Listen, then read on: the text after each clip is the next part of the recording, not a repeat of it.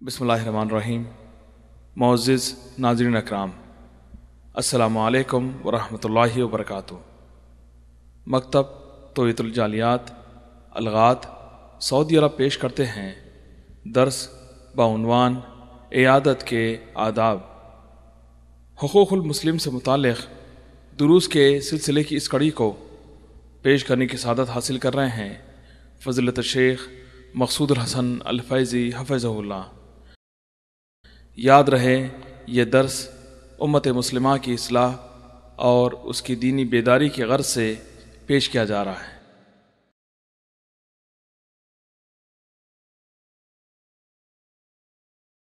Internet کی دنیا میں اردو زبان میں مستند اسلامی وسائل کے لیے بس ایک ہی نام قرآنسنہ.com، جس میں آپ قرآن و سنت سے مزین کتب، رسائل اور مختلف علماء دین و مشائخ کے دروس کا بیش بہا ذخیرہ پائیں گے۔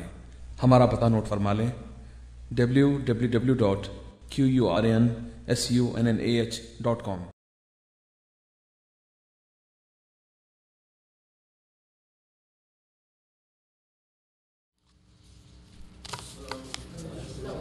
بسم اللہ الرحمن الرحیم۔ الحمد للہ رب العالمین، الرحمن الرحیم، مالک یوم الدین، ونشہد ان لا الہ الا اللہ ونشہد ان سیدنا ومولانا محمدا عبدہ ورسولہ ارسلہ الی الناس کافۃ بشیرا ونذیرا، اما بعد فإن خیر الحدیث کتاب اللہ وخیر الہدی ہدی محمد صلی اللہ علیہ وسلم وشر الامور محدثاتها وکل محدثۃ بدعہ وكل بدعة ضلالة وكل ضلالة في النار۔ أعوذ بالله السميع العليم من الشيطان الرجيم، بسم الله الرحمن الرحيم، إنما المؤمنون إخوة فأصلحوا بين أخويكم واتقوا الله لعلكم ترحمون۔ سبحانك لا علم لنا إلا ما علمتنا إنك أنت العليم الحكيم، رب اشرح لي صدري ويسر لي أمري واحلل عقدة من لساني يفقهوا قولي واحلل عقدة من لساني يفقهوا قولي۔ عزیز ساتھیوں اور دینی بھائیوں، گزشتہ سے پیوستہ ہفتے آپ کے سامنے مسلمانوں کے ایک دوسرے پر جو حقوق ہیں، ان حقوق کا پہلا حصہ یعنی ایک دوسرے سے سلام کرنا یا سلام کا جواب دینا، اس کا ذکر ہوا تھا۔ آج اسی سلسلے سے متعلق دوسرا حق جسے ہم نے دوسرے نمبر پر رکھا ہے، وہ ہے مسلمان مریض کی زیارت یا عیادت کرنا۔ مسلمان مریض کی زیارت یا عیادت کرنا، جیسا کہ پچھلے ہفتے یہ حدیث گزر چکی ہے کہ اللہ کے رسول صلی اللہ علیہ وسلم نے ارشاد فرمایا کہ حق المسلم علی المسلم خمس، مسلمان کے مسلمان پر کتنے حق ہیں؟ 5 حق ہیں۔ سلام کا جواب دینا، بیمار کی عیادت کرنا، جنازے کے ساتھ چلنا، دعوت کا قبول کرنا، اور 5ویں چیز چھینک کا جواب دینا۔ یعنی اگر جس کو چھینک آئے وہ الحمدللہ کہے تو اس کا جواب یرحمک اللہ سے دیا جائے۔ اور جس حدیث میں 6ٹھی چیز کا ذکر ہے، اس میں کس چیز کا اضافہ ہے؟ اذا استنصحک فانصحہ، یعنی اگر تجھ سے نصیحت اور بھلائی کی بات چاہے تو اسے وہی بات بتاؤ جو بھلی ہو۔ تو پہلی حدیث جو صحیحین کی آپ کے سامنے رکھی، اس میں دوسرے نمبر پر عیادت المریض، مریض کی عیادت کا حکم دیا گیا ہے۔ مریض کی عیادت سے متعلق علماء کا کہنا ہے کہ یہ ہر مسلمان کے اوپر فرض ہے، البتہ یہ فرض کفایہ ہے، فرض عین نہیں ہے۔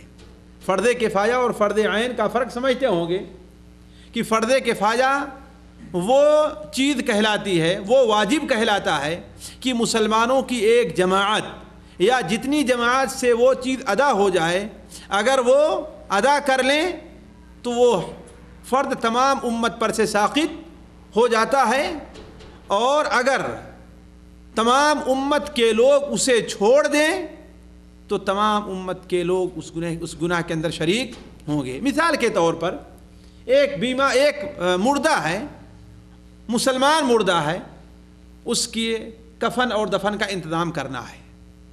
اب اگر اتنے لوگ اس کے کفن اور دفن کا انتظام کریں جو آسانی سے کر سکتے ہیں، صرف ایک آدمی نہیں، اس لیے کہ ایک آدمی کفن اور دفن کا، غسل دینے کا، کفنانے کا اور اس کے جنازے کو لے جانے کا اور دفن کرنے کا، یہ کام ایک آدمی سے ہونا کیا ہے؟ مشکل چیز ہے کہ نہیں؟ اتنے آدمی شریک ہو جائیں، 3 آدمی ہوں، 4 آدمی ہوں، 5 ہوں، 10 ہوں، جو ضرورت کو اس کو پوری کر دیں، اگر اتنے لوگ اس میں شریک ہو جا رہے ہیں تو سارے گاؤں محلے کے لوگوں سے وہ واجب ادا ہو جائے گا، ورنہ سارے کے سارے لوگ اس واجب کے چھوڑنے کے گنہ گار ہوں گے۔ یہ کیا چیز کہلاتا ہے؟ فرض کفایہ یا واجب کفایہ کہلاتا ہے۔ اور فرض عین وہ فرض ہوا کرتا ہے کہ ہر شخص پر اس کا ادا کرنا واجب ہے، جو کر سکتا ہے کہ نہیں؟ مثال کے طور پر نماز ہے، یہ فرض عین ہے۔ یہ نہیں کہ گاؤں کے 4-6 لوگ پڑھ لیں تو نماز سارے لوگوں کی طرف سے ادا ہو جائے گی، نہیں، بلکہ ہر فرد کو نماز پڑھنا ہے، ہر فرد کو نماز کے اندر شریک ہونا ہے، نماز کی ادائیگی کرنی ہے۔ تو یہ فرق ہے فرض کفایہ اور فرض عین میں۔ تو جنازے، وہ میت کی، بیمار کی عیادت سے متعلق علماء کیا کہتے ہیں کہ یہ چیز کیا ہے؟ واجب کفایہ اور فرض کفایہ ہے۔ کہنے کا مطلب کہ ایسے لوگ گاؤں کے اندر ہیں جو بیمار کی تیمارداری کر لے رہے ہیں، اس کے دیکھ بھال کر لے رہے ہیں، تو سارے لوگوں کی طرف سے وہ واجب ساقط ہو جائے گا۔ لیکن سارے لوگ اگر اسے چھوڑ دے رہے ہیں، اس محلے کا، اس گاؤں کا کوئی بھی آدمی، اس خاندان کا کوئی بھی آدمی، اس رشتہ داروں میں سے کوئی بھی آدمی ان کی عیادت کے لیے جاتا ہی نہیں ہے، تو اس کا مطلب ہے کہ سارے کے سارے لوگ کیا ہوں گے؟ گناہ ہوں گے، سارے لوگ گنہگار ہوں گے۔ یہ چیز ہے فرض کفایہ۔ فرض کفایہ تو حق یہ ہے کہ مریض کی عیادت کرنا ہر مسلمان کے اوپر فرض ہے، واجب ہے، یعنی فرض کفایہ ہے۔ جیسا کہ ایک صحیح حدیث کے اندر اللہ کے رسول صلی اللہ علیہ وسلم نے صریح طور پر، واضح طور پر آپ نے ان چیزوں کو واجب قرار دیا ہے۔ چنانچہ صحیح مسلم کے حضرت ابو ہریرہ رضی اللہ عنہ سے مروی ہے کہ اللہ کے رسول صلی اللہ علیہ وسلم نے ارشاد میں خمس تجب علی المسلم لأخی، خمس تجب علی المسلم لأخی، 5 چیزیں ایسی ہیں جو ایک مسلمان کی اپنے بھائی کے اوپر واجب ہے۔ ایک مسلمان کی اس کے بھائی پر کیا ہے؟ واجب ہے۔ یہ چیز کیا ہے؟ سلام کا جواب دینا ہے، سلام کا جواب دینا ہے، چھینک آئے الحمدللہ کہے تو اس کا جواب دینا ہے، دعوت کا قبول کرنا ہے، اگر کوئی خاص طور پر شادی کی دعوت دے رہا ہے تو اس کا قبول کرنا واجب ہے۔ اسی طریقے سے بیمار کی عیادت کرنا ہے اور جنازے کے ساتھ ساتھ جانا ہے۔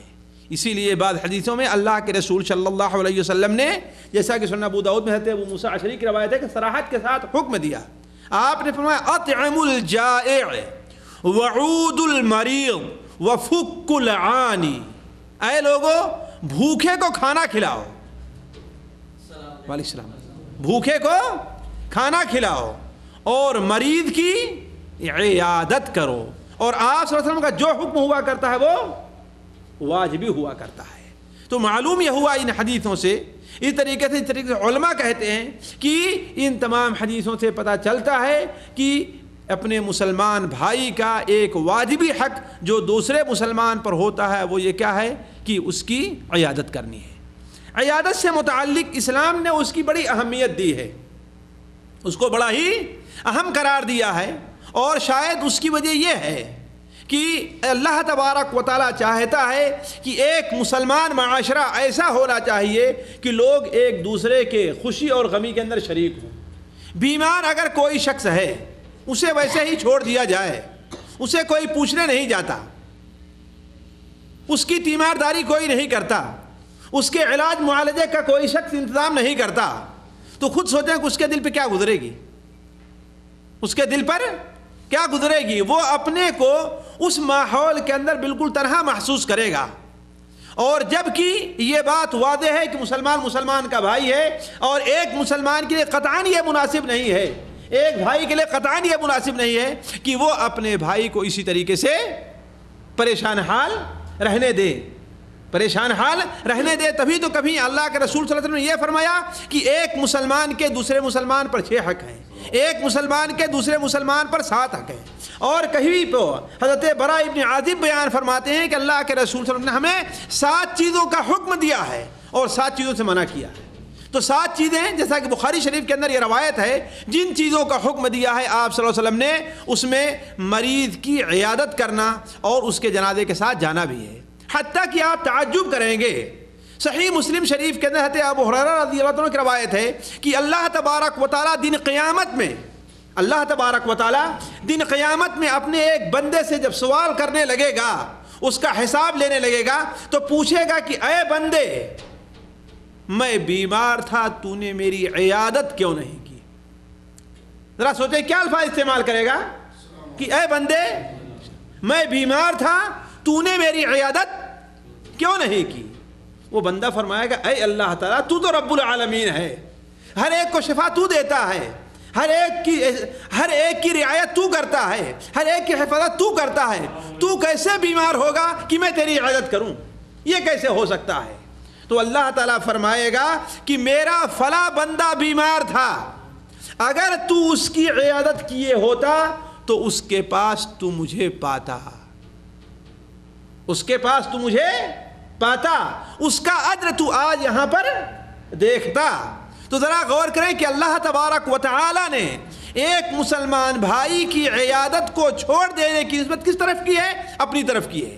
اے بندے، مرضت فلم تعودنی، میں بیمار ہوا لیکن تو نے میری عیادت نہیں کی.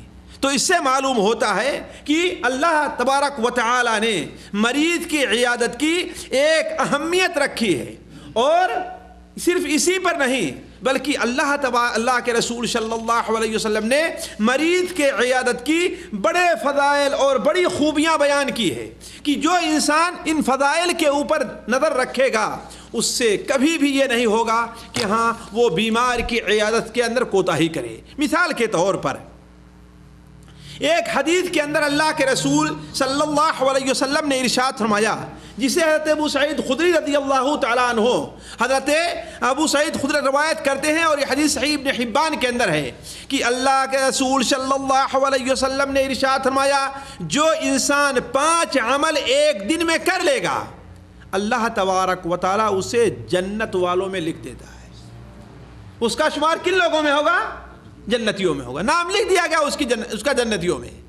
وہ 5 عمل کون ہیں؟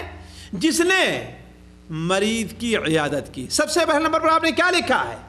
جس نے کسی مریض کی عیادت کی، اور جو کسی جنازے کے اندر شریک ہوا اور اس دن کا روزہ رکھا اور جمعہ کی نماز پڑھنے گیا اور غلام کو آزاد کیا. 5 عمل یہ کوئی انسان کر لے تو وہ کہاں جائے گا؟ جنت میں جائے گا. ایک دوسری حدیث میں اللہ کے رسول صلی اللہ علیہ وسلم نے ارشاد فرمایا، تم میں کا کون شخص ہے جس نے آج کے دن مسکین کو کھانا کھلایا ہے؟ حضرت ابوبکر صدیق رضی اللہ عنہ نے فرمایا کہ ہم نے کیا ہے. کہا تم میں کا کون شخص ہے جس نے کسی مریض کی عیادت کی ہے؟ حضرت ابوبکر صدیق نے فرمایا ہم نے کیا ہے. آپ صلی اللہ علیہ وسلم پھر فرمایا کہ تم میں کا کون شخص ہے جس نے جنازے کے ساتھ گیا ہے؟ حضرت ابو صدیق نے فرمایا کہ میں ہوں. اس کے بعد فرمایا کہ تم میں کا کون شخص ہے جس نے کسی مسکین کو کھانا کھلایا ہے؟ یہ چاروں کام ایسے ہیں جو مشکل نہیں ہے، ہر انسان کر سکتا ہے. فرق یہ ہے کہ سوچنے اور غور کرنے کی بات ہے. اور مجھے اچھی طریقے سے معلوم ہوا ہے کہ آج بھی کچھ ایسے بندے ہیں جو اس کا بڑا اہتمام کرتے ہیں. مثال کے طور پر یوم الخمیس اور یوم الاثنین کا وہ روزہ رکھتے ہیں اور انہیں تقریباً 25 کلومیٹر جانا پڑتا ہے ریاض میں ایک کنارے سے دوسرے کنارے تک، یعنی مسجد راجحی میں جا کر کے یوم الاثنین کو کسی جنازے کے اندر ضرور شریک ہوتے ہیں. تو کوئی شخص جو 4 عمل یہ کر لیتا ہے تو اللہ کے رسول صلی اللہ علیہ وسلم نے ارشاد فرمایا کہ وہ جنت میں داخل ہوگا۔ تو معلوم یہ ہوا کہ مریض کی عیادت کرنا یہ کوئی معمولی بات نہیں ہے۔ کیوں؟ اس لیے کہ اس عیادت کے بڑے فائدے ہوتے ہیں، بڑے فائدے ہوتے ہیں، جس میں کا سب سے بڑا فائدہ ذرا آپ سوچیں، 2 فائدے ذرا سوچ لیں۔ ان تمام فائدوں کو میں آپ کے سامنے نہیں رکھ سکتا، لیکن 2 فائدے پر غور کریں۔ ایک فائدہ تو یہ ہے کہ جس مریض کی عیادت اور زیارت کے لیے آپ جائیں گے وہ خوش ہوگا، وہ خوش ہوگا، اپنے تئیں محسوس کرے گا کہ ہاں بھائی میں اکیلے نہیں ہوں، میرے متعلق پوچھنے والے، سوال کرنے والے بہت سے لوگ ہیں۔ واللہ شاید آپ لوگ اس پر غور نہ کریں، اگر آپ میں سے کسی کو یہ اتفاق ہو جائے کہ ہاسپٹل میں آپ داخل ہو جائیں اور دیکھیں آپ کہ فلاں کی زیارت کرنے والے لوگ آ رہے ہیں، فلاں کی آ رہے ہیں، فلاں کی آ رہے ہیں، اور میری زیارت کرنے والا کوئی نہیں آ رہا ہے، تو آپ کے دل پہ کیا گزرے گی؟ کیا گزرے گی آپ کے دل پر؟ تو کسی کے احسان کر کے دل خوش کر دینا یہ اسلام کے اندر بڑی اہمیت رکھتا ہے، بڑی اہمیت رکھتا ہے کسی کا احسان کر کے دل خوش کر دینا۔ اسی لیے اللہ کے رسول صلی اللہ علیہ وسلم نے ایک حدیث بیان فرمایا کہ اللہ تعالیٰ کے نزدیک سب سے زیادہ محبوب وہ بندہ ہے جو اللہ کے بندوں کے لیے سب سے بہتر ہو۔ مصیبت میں ان کے کام آتا ہے، بیماری میں ان کی عیادت کرتا ہے، ان کی بیمار پرسی کرتا ہے، ان کے ساتھ اچھے طریقے سے پیش آیا کرتا ہے۔ تو سب سے بڑا فائدہ پہلا یہ ہو رہا ہے کہ بیمار کا دل خوش ہوتا ہے، اسے سکون اور اطمینان ملتا ہے۔ اور جدید طور پر بھی یہ تحقیق ہو چکی ہے کہ بیمار کو جلدی شفا یاب ہونے کے لیے ضروری ہے کہ اسے خوش رکھا جائے،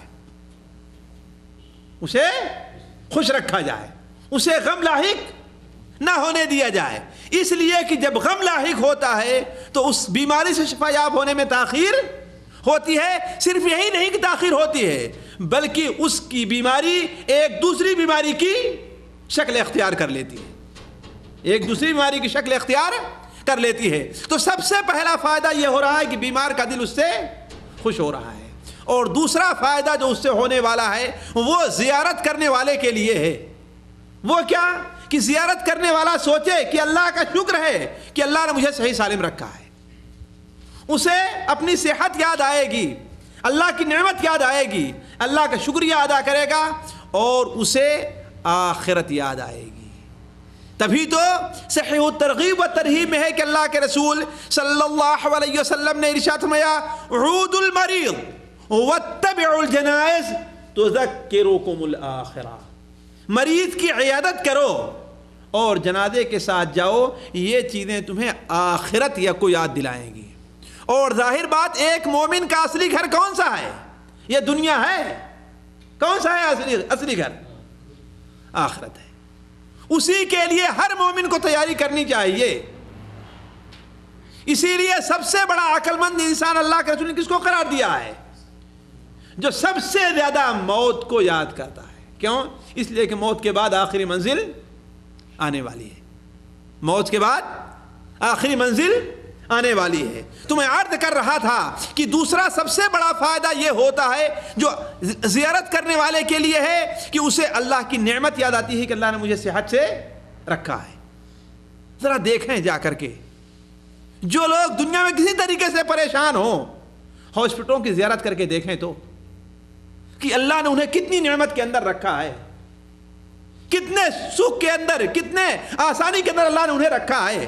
دیکھیں ہاسپٹل کسی کا پاؤں ٹوٹا ہوا ہے، کسی کی آنکھ گئی ہوئی ہے، کوئی ایسا ہے جو اپنی سب سے عزیز چیز عقل ہے اس کو کھویا بیٹھا ہوا ہے، اسے ہوش نہیں کہ ہم کہاں پر ہیں۔ تو بیمار کی عیادت کریں جا کر کے، بیمار کی زیارت کریں جا کر کے ہاسپٹلوں کی، تو آپ کو اندازہ ہوگا کہ اللہ تعالیٰ نے آپ کو کتنی بڑی نعمت کے اندر رکھا ہے۔ تبھی تو غالب نے کہا ہے تنگ دستی اگرچہ ہو غالب، تندرستی ہزار نعمت ہے۔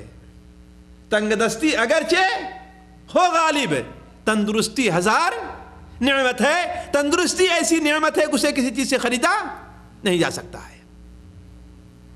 تو اللہ کے رسول صلی اللہ علیہ وسلم ایک بیمار کی عیادت کی فضیلت بیان کرتے ہوئے آپ نے کیا بیان فرمایا کہ 5 چیزیں جو انسان ایک دن میں کر لے گا، اور دوسری حدیث میں 4 چیزوں کا ذکر ہے، تو جنت میں اس کا شمار ہو جائے گا۔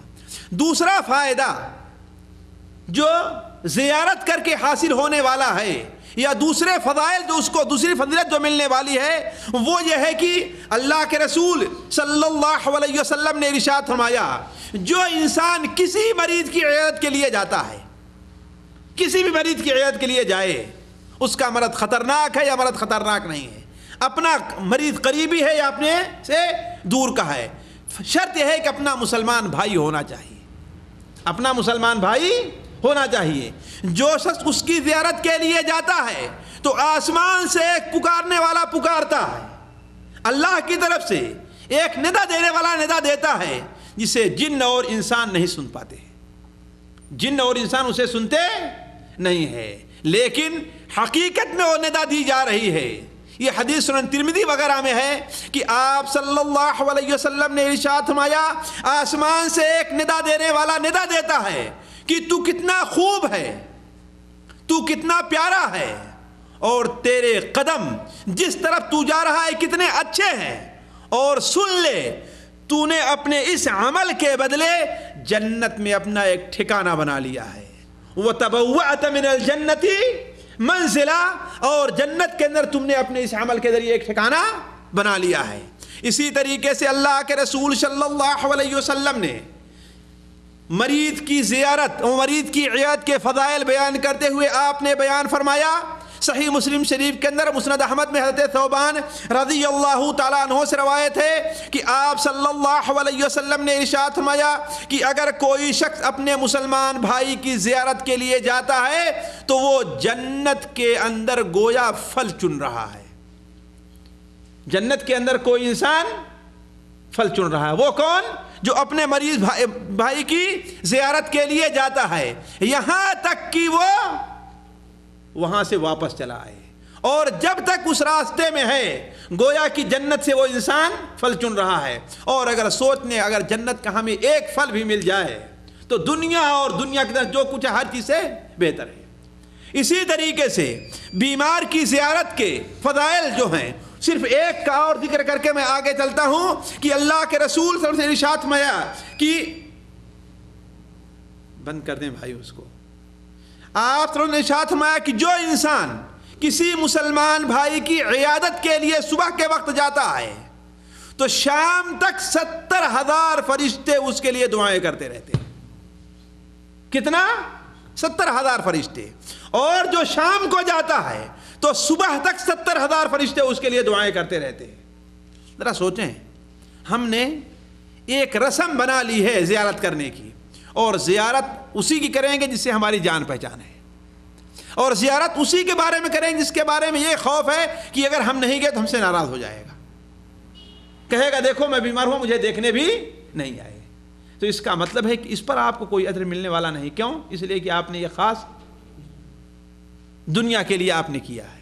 لیکن ذرا سوچیں، اگر کوئی اللہ کے لیے کرتا ہے تو صرف آدھا گھنٹہ لگ جائے، 1 گھنٹہ لگ جائے، 2 گھنٹہ لگ جائے، 15 منٹ لگے، اگر صبح کو جاتا ہے تو 70,000 فرشتے شام تک اس کے لیے دعائیں مغفرت کرتے رہتے ہیں، اور شام کو جاتا ہے تو صبح تک 70,000 فرشتے اس کے لیے دعائیں مغفرت کر رہے ہیں۔ اور فضائل سے متعلق آخری چیز جو مسند احمد جابر بن عبداللہ سے مروی ہے کہ اللہ کے رسول صلی اللہ علیہ وسلم نے ارشاد فرمایا کہ جو انسان کسی مریض کی عیادت کے لیے نکلتا ہے تو جب جاتا ہے تو گویا کہ وہ رحمت کے اندر چل کر، رحمت کی بارش ہو رہی ہے اس میں چل کر کے جا رہا ہے، اور جب وہاں پہنچ کر کے عیادت کر لیتا ہے تو گویا وہ رحمتوں کے اندر غوطے لگا رہا ہے۔ تو یہ مختصر طور پر اور بھی بڑے فضائل ہیں، لیکن میں وہ آداب ذکر کرنا چاہتا ہوں جو ہمارے نزدیک زیادہ اہم ہیں، لیکن مختصر طور پر فضائل اس لیے بیان کیا آپ کے سامنے کہ مریض کی عیادت کی شریعت نے بڑی اہمیت رکھی ہے، بڑی اہمیت رکھی ہے، اس کو پر عمل کرنے والے کے لیے یہ اجر ہے، اور اس میں جو کوتاہی کرتا ہے دن قیامت میں اللہ تبارک و تعالیٰ کی فٹکار اس کے اوپر، اللہ تبارک و تعالیٰ اس سے متعلق دن قیامت میں اسے سوال کرے گا۔ اب ہم آتے ہیں کہ ذرا دیکھیں بیمار کی عیادت کے آداب کیا ہیں، اس لیے کہ کسی بھی فضیلت کو حاصل کرنے کے لیے شرعی جتنے چیزیں ہیں ضروری یہ ہے کہ اس کے آداب کو مد نظر رکھا جائے۔ مثال کے طور پر نماز ہے، نماز میں حاضری کے کچھ آداب ہیں، کچھ آداب شرط ہیں، کچھ آداب واجب ہیں، کچھ آداب رکن ہیں، کچھ آداب سنت ہیں۔ جب تک انسان تمام آداب کو ادا نہیں کرے گا کیا ہے وہ نماز کے فضائل کو پا نہیں سکتا۔ مثال کے طور پر نماز کی ایک فضیلت یہ ہے کہ انسان وضو کرے اور پاک صاف ہو کر کے آئے۔ اب اگر کوئی انسان اس ادب کو چھوڑ دے تو اسے نماز اس کی نماز ہو جائے گی؟ نہیں ہو جائے گی۔ تو ہر چیز کے ایک نہ ایک ادب ہوتے ہیں، ان چیزوں کا مد نظر رکھنا اس چیز کے اصلی طور پر عمل کرنے کے لیے بہت ہی ضروری ہے۔ تو اسی طریقے سے بڑے آداب ہیں مریض کی عیادت اور زیارت کے۔ ان میں سب سے پہلا ادب جس کو مد نظر رکھنا چاہیے، جس کی طرف ہم نے ابھی اشارہ کیا، وہ یہ ہے کہ انسان اخلاص کو مد نظر رکھے۔ یعنی مریض کی عیادت کرنے جائے تو کس نیت سے جائے؟ اس لیے کہ ہمارا مسلمان بھائی ہے، اللہ نے ہمیں اس کا حکم دیا ہے، اللہ کے رسول نے اس کی بڑی فضیلت بیان فرمائی ہے، اللہ تعالیٰ نے اسے ہمارے اوپر واجب قرار دیا ہے، تو گویا ہم ایک واجب کو ادا کرنے جا رہے ہیں اور اپنے مسلمان بھائی کا حق ادا کرنے جا رہے ہیں اور اللہ کی رضا کے لیے جا رہے ہیں۔ اس لیے کوئی بھی عمل جو اللہ کی رضا کے لیے نہ کیا جائے گا اس پر کوئی اجر ملنے والا نہیں ہے۔ دوسرا ادب جو اگرچہ دوسری زیارت کے لیے بھی مد نظر رکھنا چاہیے، لیکن خصوصاً اس کو مد نظر رکھنا چاہیے بیمار کی زیارت کے طور پر۔ وہ وقت کیا ہے؟ مناسب وقت کو سامنے رکھے، کس وقت جا رہا ہے زیارت کرنے کے لیے، اچھا وہ وقت مناسب ہے بھی کہ نہیں ہے۔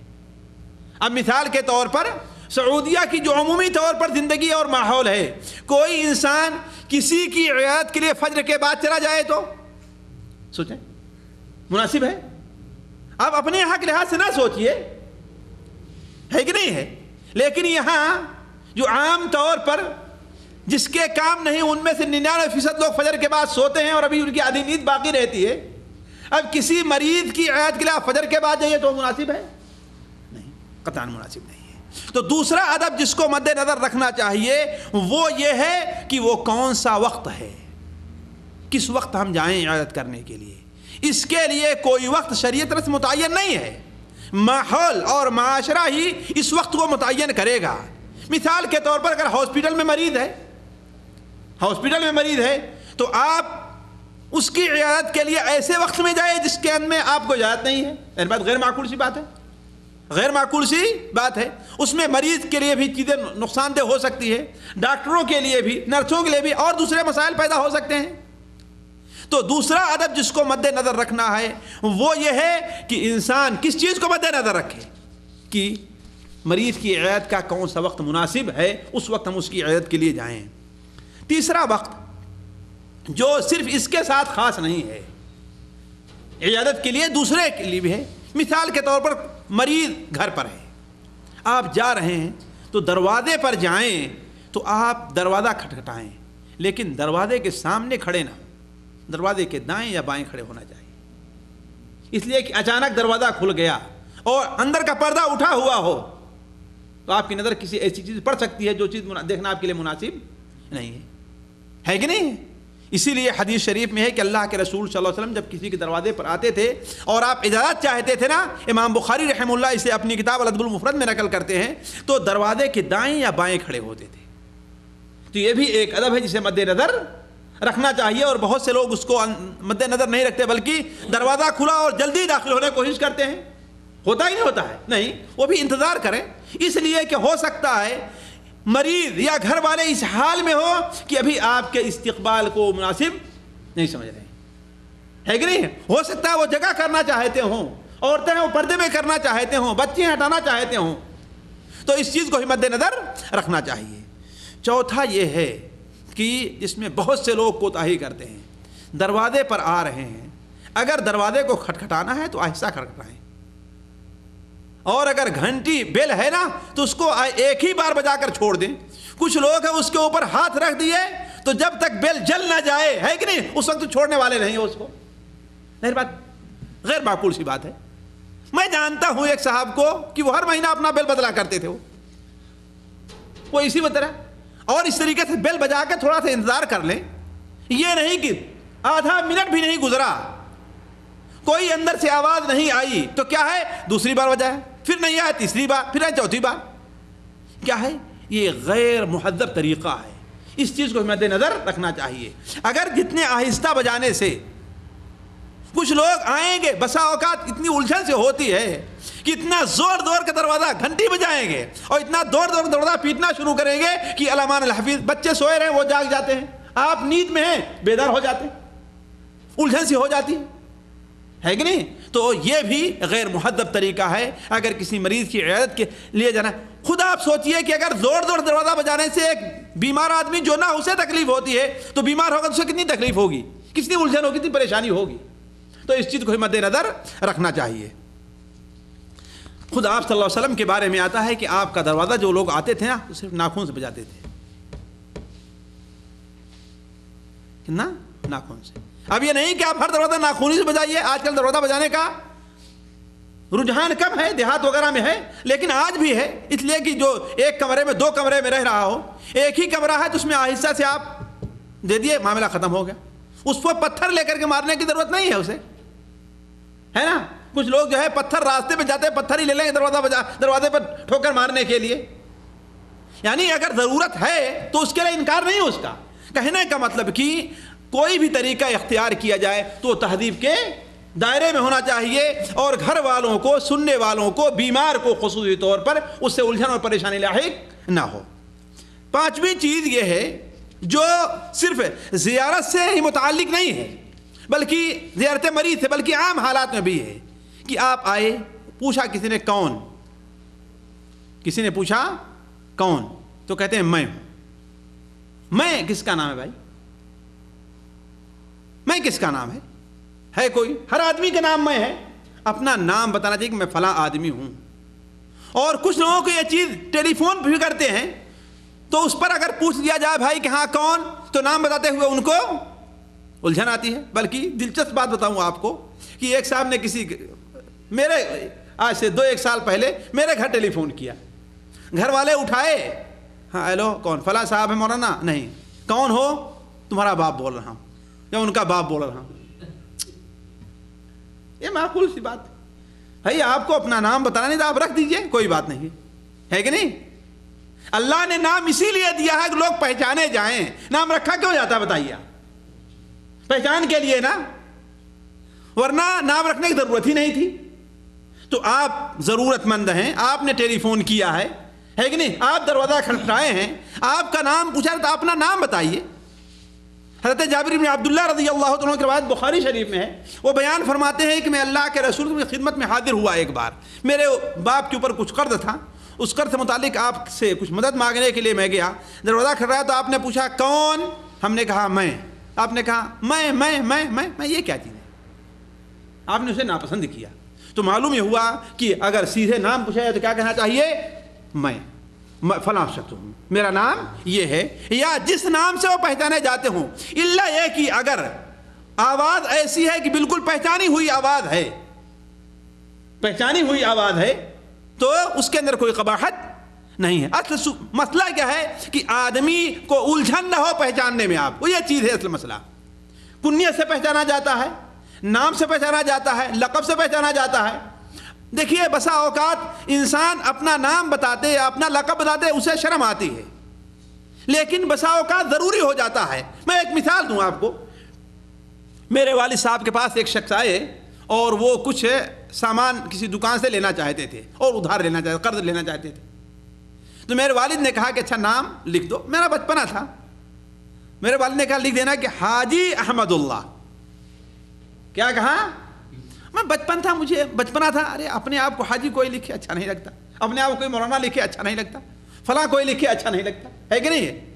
تو جب ہم نے لکھا تو نیچے صرف احمد اللہ لکھ دیا. اب وہ بیچارہ لے کر کے گیا دکان والے، کہا کہ کون احمد اللہ ہے؟ کون ہے؟ پتہ نہیں کس گاؤں کے ہیں. تو کہنے لگا ارے وہ فلاں حاجی صاحب. تو کہا کہ یہ کون ہے؟ حاجی احمد اللہ ہے کہ نہیں؟ تو یہاں پر اپنا جو لقب اگرچہ اس میں ایک قسم کی تعریف ہے لیکن تعریف یہاں مقصود نہیں ہے کہ نہیں؟ اب مثال تو بسا اوقات میں کسی کو ٹیلی فون کرتا ہوں، آپ لوگ اچھی طریقے جانتے ہیں، اب اگر جو ہے میں جانتے ہیں کہ میں مولانا نہیں ہوں، نہ لکھتا ہوں، لیکن بہت سے لوگ کیا اسی نام سے جانتے ہیں، ہے کہ نہیں؟ اب اگر کہوں کہ ہاں بھائی کہ تو مقصود حسن کا ٹیلی فون آیا تو کوئی جانے گا ہی نہیں، ہے کہ نہیں؟ اسی لیے بسا اوقات کہنا پڑتا ہے کہہ دو کہ مولانا کا ٹیلی فون آیا تھا، تو آسانی سے لوگ سمجھ جاتے ہیں، پہچان جاتے ہیں۔ اس لیے کہ مقصود بہت سے لوگ ہو سکتے ہیں ٹیلی فون کرنے والے، کوئی ضروری نہیں ہے کہ شوہر سمجھ رہا ہے آپ کو اور پہچان رہا ہے تو اس کی بیوی اور بچے بھی آپ کو پہچانتے اور جانتے ہوں، ہے کہ نہیں؟ یہ کوئی ضروری نہیں ہے۔ تو کہنے کا مطلب یہ ادب ہے، اس کو ملحوظ رکھنا چاہیے کہ وہ ان الفاظ کے ذریعے بتایا جائے جس سے جو ہمارا سامنے والا ہے مقابل والا اسے سمجھ جائے، خواہ نام لے کر کے، خواہ کنیت کے ذریعے، خواہ لقب کے ذریعے، خواہ کسی اور بھی ذریعے سے بتایا جائے تو آدمی کیا ہوتا ہے، وہ پہچان جاتا ہے۔ چھٹا ادب جو عیادت کا ہے وہ یہ ہے کہ مریض کے پاس مختصر بیٹھا جائے۔ بسا اوقات گھر چھوٹا ہوتا ہے کہ نہیں؟ ظاہر بات ہر آدمی کے یہاں جو ہے یہ ایسے گھر لمبے لمبے نہیں ہوا کرتے ہیں۔ بسا اوقات مریض کی صورتحال یہ ہوتی ہے کہ وہ یہ چاہتا ہے کہ میرے بیوی بچے میرے پاس رہیں اور میری عیادت کرتے رہیں، میری خدمت کرتے رہیں۔ بسا اوقات بیماری مریض کی یہ کیفیت ہوتی ہے کہ وہ اکیلے میں رہنا چاہتا ہے، کسی سے ملنا نہیں چاہتا، یعنی بہت سی وجوہات ہو سکتے ہیں۔ تو جب تک یہ نہ معلوم ہو جائے کہ میرے دیر تک بیٹھنا مریض کے لیے راحت اور آرام کا باعث ہے، اس وقت تک کسی بھی مریض کے پاس دیر تک نہیں بیٹھنا چاہیے، کسی بھی مریض کے پاس دیر تک بیٹھنا نہیں چاہیے، بلکہ گئے پوچھے خیریت ہے کیا ہے یہ پوچھ کر کے اپنا اٹھ کر کے چلے جائیں۔ تو اس ادب کو ہی ملحوظ رکھنا چاہیے۔ اللہ کے رسول صلی اللہ علیہ وسلم کی بعض حدیث سے بھی اس کا ثبوت ہوتا ہے، اختصار کے طور پر ہم نے اس کا ذکر نہیں کیا ہے۔ ساتواں فائدہ یہ ہے کہ اگر کوئی مصلحت وہاں پر درپیش نہ ہو تو ایک ہی دن میں یا روزانہ بار بار مریض کی عیادت کے لیے نہیں جانا چاہیے، ہے کہ نہیں؟ اس لیے کہ عیادت صرف ایک بار کیا ہے واجب ہے، یا ایک بار سنت مؤکدہ ہے کہ نہیں ہے؟ بار بار کرنا یہ سنت مؤکدہ نہیں، الا ہے کہ بھائی ہاں آپ کے جانے سے وہ خوش ہوتا ہے، آپ کے جانے سے خوش ہوتا ہے۔ مثال کے طور پر شوہر ہے ہاسپٹل میں ہے، ظاہر بات وہ چاہے گا کہ ہاں بھائی میرے بچے بار بار میرے پاس آئے، ہے کہ نہیں ہے؟ اس کا باپ ہے چاہے کہ بھائی بار بار میرے پاس آئے، بیٹا ہے چاہے کہ بار بار میرے پاس آئے، ہے کہ نہیں؟ خاص بڑا اہم دوست ہے، دلی قلبی جگری دوست ہے تو وہ بھی چاہے کہ ہاں بھائی میرے پاس بار بار آئے۔ لیکن عام لوگوں کی جو حالات ہوتی ہے تو کوئی آدمی یہ پسند نہیں کرتا کہ آدمی بار بار میرے پاس آتا رہے، خاص طور پر گھر اگر ایسا چھوٹا ہو، ہے نا، یا ایسا آدمی ہاسپٹل میں ہے جس کے ملنے والے بہت زیادہ ہیں، تو اب اس کی زیارت کے لیے بار بار جائے گا، اس کے بیوی کو، اس کے بچوں کو، اس کے عزیز رشتہ داروں کو کب موقع ملے گا، ہے نا؟ تو اس چیز کو ہی مد نظر رکھنا چاہیے کہ بار بار عیادت کے لیے نہ جائے۔ آٹھواں فائدہ، اس میں بعض لوگ بہت ہی بری طریقے سے ملوث ہوتے ہیں، وہ یہ کیا ہے کہ گھر میں بیٹھے تو ادھر ادھر نظر نہ دوڑائے۔ دیکھیے ہر جگہ، خاص طور پر ہمارے اور آپ کے یہاں شہروں میں، ہر آدمی کے پاس 5-5, 6-6, 7-7, 8-8 کمروں والا گھر نہیں رہتا ہے نا؟ خصوصاً بامبے اور دلی میں کسی کو اتنا بڑا ایک کمرہ مل گیا، سمجھو کہ تاج محل اسے مل گیا ہے کہ نہیں؟ اسے تاج محل حاصل ہو گیا ہے۔ اب ظاہر بات اس کی بیوی بھی وہاں رہتی ہے، اس کے بچے بھی رہے نا، ہو سکتا ہے کہ اس کی بچیاں جو ہیں بالغ ہوں، وہ بھی اس میں رہتی ہیں۔ کچھ جگہ ہے جہاں پر خاص پردے کا لحاظ رہتا ہے، کچھ جگہ ہے جہاں پردے کا لحاظ نہیں رہتا ہے، ہوتا ہی نہیں ہوتا ہے۔ تو ایسی جگہ پر اگر آپ جائیں تو گھر کے اندر یہ نہیں کہ ادھر ادھر نظر دوڑاتے رہیں، نہیں، آپ کا مقصد کس سے؟ مریض کی عیادت سے ہے، مریض کی زیارت سے ہے۔ امام بخاری رحمہ اللہ اپنی کتاب المفرد میں نقل کرتے ہیں کہ حضرت عبداللہ بن مسعود رضی اللہ تعالیٰ عنہ، حضرت عبداللہ بن مسعود رضی اللہ تعالیٰ عنہ ایک بار کسی مریض کی عیادت کے لیے گئے۔ یہ صرف مریض کی عیادت کے لیے نہیں بلکہ عام حالات میں ہے، لیکن اس کا ذکر مریض کی عیادت سے متعلق خود طور پر کیوں ذکر کیا جا رہا ہے؟ اس لیے ذکر کیا جا رہا ہے کہ ہو سکتا ہے گھر بڑا ہی کیوں نہ ہو، لیکن گھر میں اس کے علاوہ کوئی دوسرا خدمت کرنے والا نہیں ہے. آپ آئے ہیں, ظاہر بات آپ کے لیے چائے آئے گی, آپ آئے ہیں آپ کے لیے پانی منگائے, تو کون لے کر کے آئے؟ اس کی بیوی لے کر کے آئے گی یا اس کی بچی لے کر کے آئے گی, ہے کہ نہیں؟ اگر وہ خود چلتا پھرتا رہتا خود ہی جا کر کے لے آتا, لیکن ہو سکتا ہے وہ خود خدمت نہ کر سکتا ہو آپ کی, تو ظاہر بات اس کے لیے خدمت کریں کون؟ اس کی بہن کرے, اس کی بیوی کرے, اس کی ماں کرے, اس کی بچی کرے, ہے کہ نہیں؟ تو مجبور ہو کر کے, اگر بڑا بھی گھر ہو, کشادگی بھی ہو, پھر بھی عورتوں کو کسی بھی طریقے سے پردہ کر کے آنا ہوگا, اپنا ہاتھ بڑھانا ہوگا, ہے کہ نہیں ہے؟ آواز دینا, کوئی بھی صورت ہوگی کہ عورتیں خدمت کرنے کے لیے تیار ہوگی. تو ایسی صورت میں بیمار کی عیادت کے لیے جب انسان جائے تو خصوصی طور پر اس کا لحاظ کرے کہ ادھر ادھر نظر نہ آئے. تو میں عرض کر رہا تھا کہ عبداللہ بن مسعود رضی اللہ تعالیٰ عنہ ایک مریض کی عیادت کے لیے گئے, تو ان کے ساتھ بھی چند لوگ گئے. تو ہو سکتا ہے کہ ایسا ہی چھوٹا گھر ہو کہ ایک عورت مثلا ہوتا ہے پانی لا کر کے رکھ دے رہی ہے اپنا پردے میں آ کر کے, لیکن جب پانی وغیرہ رکھے تو ظاہر بات کھلے گا, اس طریقے سے اور کچھ رکھ دی. تو ایک صاحب تھے ان کے ساتھ جو اس کی طرف بار بار نظر اٹھا کے دیکھ رہے تھے. تو حضرت عبداللہ بن مسعود رضی اللہ عنہ نے فرمایا کہ اگر تمہاری نظروں کو پھوڑ دیا جائے, تمہاری نظریں پھوٹ جائیں, تو تمہارے لیے بہتر ہے یہ, اس لیے کہ تم یہ مقصد کے لیے یہاں پر نہیں آئے ہو, ہے کہ نہیں ہے؟ اور ویسے بھی ایک مسلمان کو کیا حکم ہے قرآن مجید میں؟ کس بات کا حکم ہے؟ قل للمؤمنین یغضوا من ابصارہم ویحفظوا فروجہم. آپ مسلمانوں سے کہہ دیجئے کہ اپنی نظروں کو نیچی رکھیں اور اپنی شرمگاہ کی حفاظت کریں, اور مسلمان عورتوں سے بھی کہہ دیجئے کہ اپنی نظروں کو نیچی رکھیں اور اپنی شرمگاہ کی حفاظت کریں. تو 8واں ادب اس چیز کو ملحوظ رکھنا چاہیے کہ اگر جانا ہے کوئی ایسا گھر ہے تو ضرورت ہی بھر ادھر ادھر نہیں دیکھنا چاہیے, بلکہ ضرورت کو مد نظر رکھنا چاہیے. 9واں ادب اس بات کو ملحوظ رکھنا چاہیے کہ بہت زیادہ سوال کرنے سے انسان پرہیز کرے. ایک دلچسپ واقعہ لوگوں نے بیان کیا کہ ایک شخص تھا, اس کا ذرا ایکسیڈنٹ ہو گیا تھا, کہیں اس کا ایکسیڈنٹ ہو گیا. تو ہر آدمی جو جائے تو اس کی تفصیل پوچھنا شروع کرے, ہر آدمی جائے اس کا تفصیل پوچھنا شروع کرے. تو اس نے کیا کیا ٹیپ کر کے رکھ لیا, اور جب کوئی آتا, ہاں کیسے ایکسیڈنٹ ہوا, اس وہ سوئچ جو ہے آن کر دیتا, چلو بھائی معاملہ, ہے کہ نہیں؟ تو یہ اسے الجھن اور پریشانی کیوں پیش آئی؟ کیوں؟ اس لیے کہ ہر آدمی آ رہا ہے اور وہی باتیں پوچھ رہا ہے. ایک آدمی کا گروپ 4 5 6 آدمی کا گیا, ایک آدمی نے پوچھ لیا, اس نے بتا دیا. اب ہر آدمی کو اس کے پوچھنے کی ضرورت نہیں ہے, ہر آدمی کو اس کے سوال کی ضرورت نہیں ہے.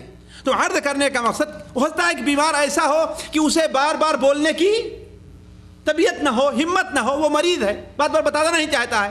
اور بہت سی ایسی چیزیں ہوتی ہیں کہ انسان اگرچہ مثال تو اگر کسی کا ایکسیڈنٹ ہو جائے اور غلطی اس کی ہے, آپ اس سے پوچھنے جائیں بار بار تو وہ شرمائے گا نا بتاتے ہوئے. اب آپ کہنا کیسے ہو گیا ایکسیڈنٹ, ارے کیسے ہوا, تو یہ بات بڑی غیر معقول سی ہے. تو عرض کرنے کا مطلب صرف ضرورت بھر, ہاں بھائی طبیعت ٹھیک ہے, خیریت ہے, آرام ہے, کیا ہے, بس یہ پوچھ لیا جائے. یہ نہیں کہ اس کی پوری تفصیل ہی آپ جاننا چاہیں, ہے کہ نہیں؟ بعض لوگوں کو ہم نے یہ دیکھا ہے کہ نہیں, کہ یہاں تک جاننے کی مثال کسی کا آپریشن ہوا ہے تو یہاں تک جاننے کی کوشش کرتے ہیں کہ ہاں بھائی وہ آپریشن کہاں ہے, بھائی ہو سکتا ہے اس جگہ وہ دکھانا نہیں جاتا ہے. میں بتا رہا ہوں, میرے سامنے یہ بات آئی ہے کہ نہیں. ایک صاحب جو ہے وہ آپریشن کرائے کہ اس کا وہ اپینڈکس کا نہیں, یہ ہوتا ہے نا ہرنیا کا, اور ظاہر بات ہرنیا کا آپریشن وہ ناف کے نیچے دائیں طرف یا بائیں طرف کرتے ہیں, ہے نا. ہر آدمی وہ نہیں چاہتا کہ اس جگہ کو لوگوں کے سامنے کھول کر کے ظاہر کرے. اب دیکھا کہ ایک صاحب ہیں وہ اشارے سے یہ چاہتے ہیں کہ ہاں دیکھیں وہ کہاں آپریشن ہوا ہے. کوئی ضرورت نہیں بھائی اس کے دیکھنے کی, آپ کو معلوم ہے نا کہ آپریشن ہوا ہے, ٹھیک ہے, کوئی ضروری نہیں کہ آپ اس کے بارے میں پوچھیں ہی. تو جو آدمی مریض کی عیادت کے لیے جائے, کوئی ضروری نہیں ہے کہ ہر چیز وہ معلوم ہی کر لے, بلکہ اسے کم سے کم سوال کرنا چاہیے. 10ویں چیز یہ ہے کہ زیارت کے وقت رقت, نرم دلی اور بلکہ رونے کی کیفیت ہونی چاہیے. یہ نہیں کہ ہاسپٹل میں گیا وہاں بھی کھیل رہا اور مذاق کر رہا ہے, وہاں بھی کھیل رہا ہے اور مذاق کر رہا ہے. مذاق کرنے کا, ہنسی کرنے کا ایک ایک وقت ہوتا ہے، ایک جگہ ہوتی ہے، ہر جگہ ہنسی اور مذاق مناسب نہیں ہوا کرتا۔ 11واں جس چیز کو مد نظر رکھنا چاہیے وہ بڑی اہم ہے، اور اسے ذرا آپ غور سے سنیں، وہ یہ ہے کہ میت کے لیے دعا اور دم کا جو جائز طریقہ ہے اس کو استعمال کرنا چاہیے۔ اور یہ ایسا ادب ہے جو آج بالکل چھوٹا ہوا ہے، بالکل چھوٹا ہوا ہے۔ آج اس کے بدلے لوگ سمجھتے ہیں کہ جس مریض کی عیادت کے لیے جائیں اس کے لیے ہم کچھ لے کر کے جائیں، ہے نا؟ اگر ایک ساتھ 4 یا 5 آدمی جا رہے ہیں تو ہر آدمی کوشش کرتا ہے کہ ہمارے ہاتھ کے اندر ایک تھیلی اور ایک کیس ہونا چاہیے، حالانکہ اس کی کوئی خاص ضرورت نہیں ہے کہ نہیں ہے؟ اور جو لوگ زیادہ ماڈرن بننا چاہتے ہیں وہ پھول کا ایک ہے گلدستہ ہے تحفہ لے کے جایا کرتے ہیں۔ یہ ساری چیزیں اگر مان بھی لیا جائے، خاص طور کھانے اور پینے کی چیزیں جو ہیں وہ مفید ہو سکتی ہیں، لیکن زیارت کا اصل مقصد یہی نہیں ہے۔ زیارت کا اصل مقصد ہے کہ آپ جو ہے اس کے لیے دعا کریں اور خود آپ اس اجر کے اندر شریک ہوں۔ تو جو انسان زیارت کرنے کے لیے جائے اس چیز کو ضرور مد نظر رکھنا چاہیے۔ اور آج بدقسمتی سے یہ سنت ہے جو بالکل چھوٹی ہوئی ہے، خصوصاً عورتوں کے درمیان، تو یہ سنت قطعاً پائی نہیں جاتی اللہ ماشاء اللہ، بلکہ مردوں کے درمیان بھی یہ سنت عام طور پر قطعاً نہیں پائی جاتی ہے۔ اگر 24 گھنٹے کے اندر ایک مریض کی زیارت کرنے والے 10 آدمی آتے ہیں تو شاید ہی کوئی آدمی ایسا جو اس کے لیے دعا کرتا ہو، حالانکہ اللہ کے رسول صلی اللہ علیہ وسلم کا فرمان ہے کہ آپ نے فرمایا اذا حضرتم المریض، جب تم مریض کی یا وہ شخص جس کے موت کا وقت ہے وہاں پر پہنچ جاؤ تو تم اس کے لیے دعا کرو، بھلی بات ہی کرو، اس لیے کہ تم جو بات کہتے ہو فرشتے اس کے اوپر آمین بولتے ہیں۔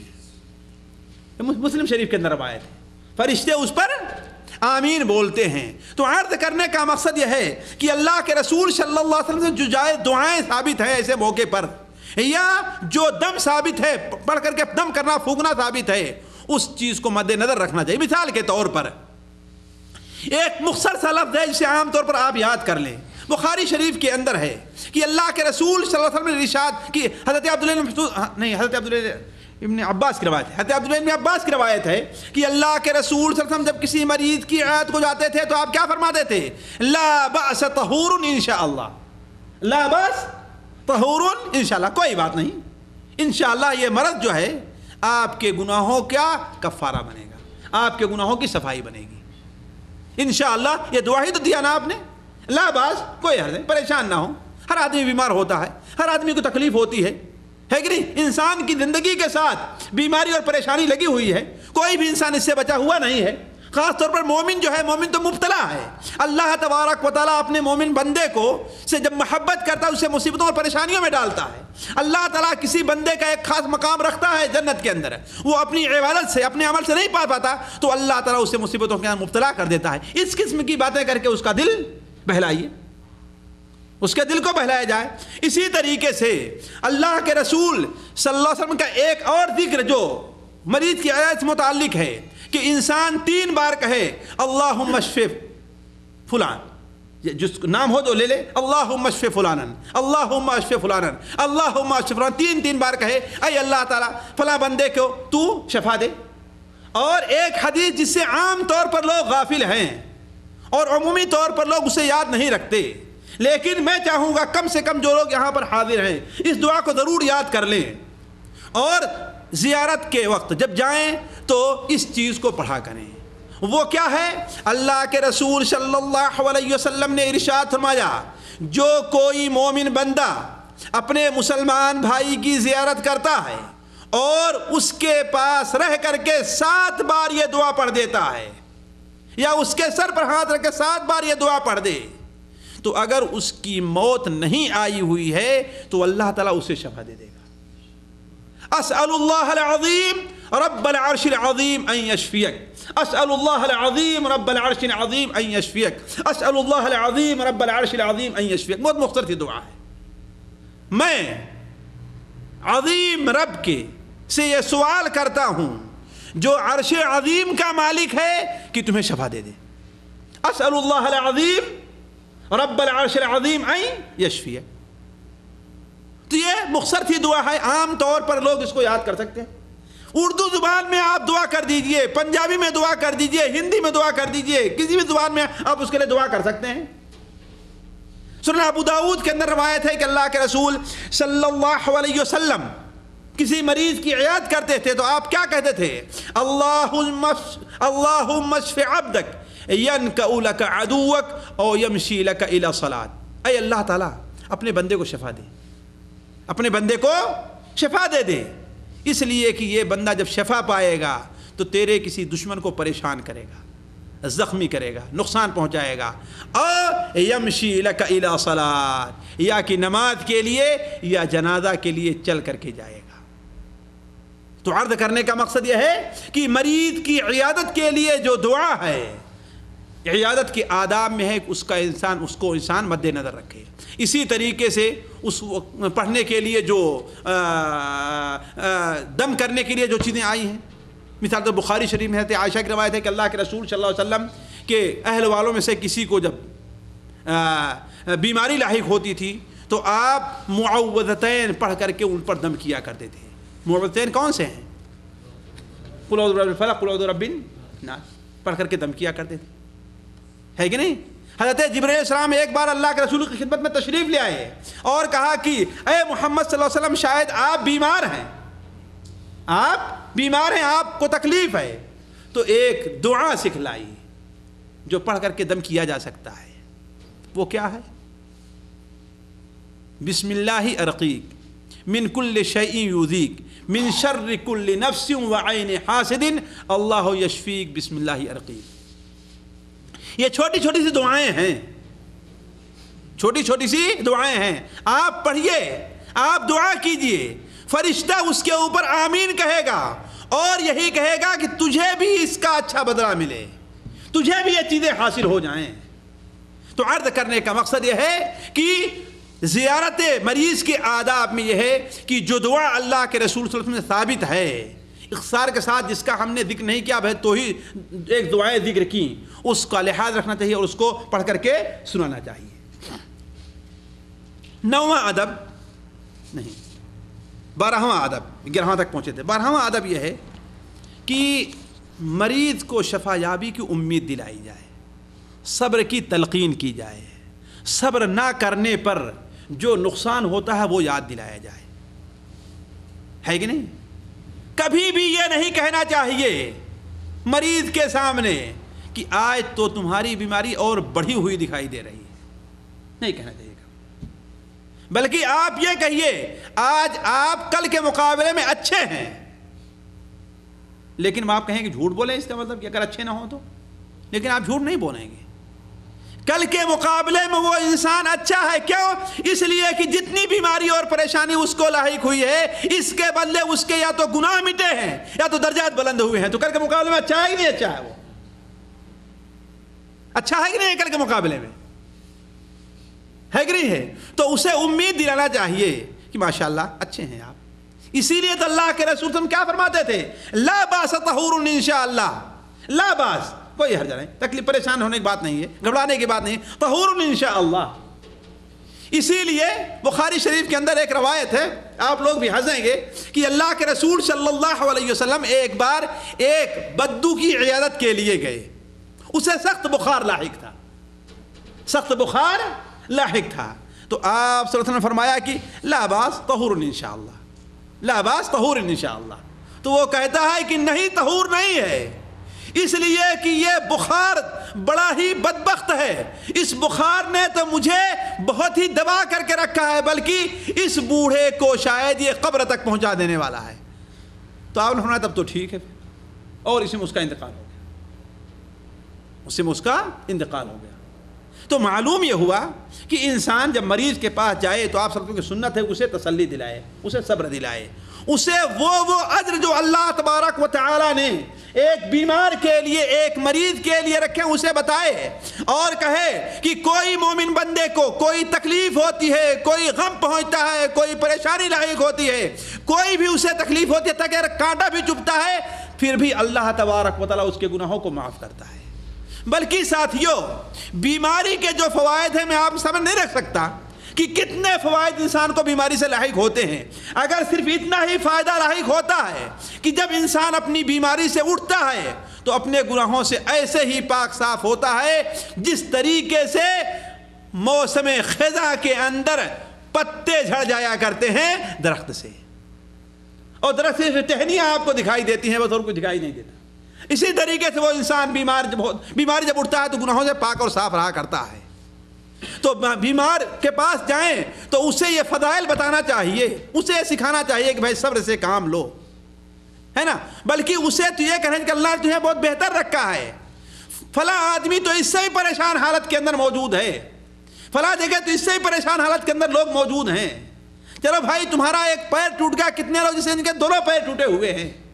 تمہاری ایک آنکھ خراب ہوگی, کتنے لوگ جن کے دونوں آنکھیں نہیں ہیں, ہے کہ نہیں. اس طریقے سے تسلی دلائیں, صبر دلائیں, صبر کا فائدہ کیا ہوتا ہے اور صبر نہ کرنے کے کیا نقصانات ہیں وہ اس کے سامنے رکھیں, ہے کہ نہیں ہے. یہ انسان کے لیے کیا ہے, بہتر ہے. اختصار کے طور پر آپ کے سامنے اب چند مسئلے جو ہے بیمار کے عیادت سے متعلق جو ہے وہ رکھتے ہیں. پہلا مسئلہ یہ ہے کہ دیکھیے, ہر وہ شخص جو مسلمان ہو اور اس کے مسلمان ہونے کو آپ پہچانتے ہیں, اس کی عیادت مشروع ہے, چاہے وہ آپ کا رشتہ دار ہے چاہے آپ کا رشتہ دار نہیں ہے. البتہ جو جتنا قریبی ہوگا اس کی عیادت اتنی ہی زیادہ آپ کے اوپر, آپ کے سامنے اہمیت رکھے گی, ہے نا. البتہ ہر مسلمان جو ہو اس کی عیادت کرنا کیا ہے, شرعی طور پر ثابت ہے. اچھا, دوسری چیز یہ ہے کہ چاہے جو بھی بیماری ہو, بڑی بیماری ہے یا چھوٹی بیماری ہے, اس کی عیادت مشروع ہے.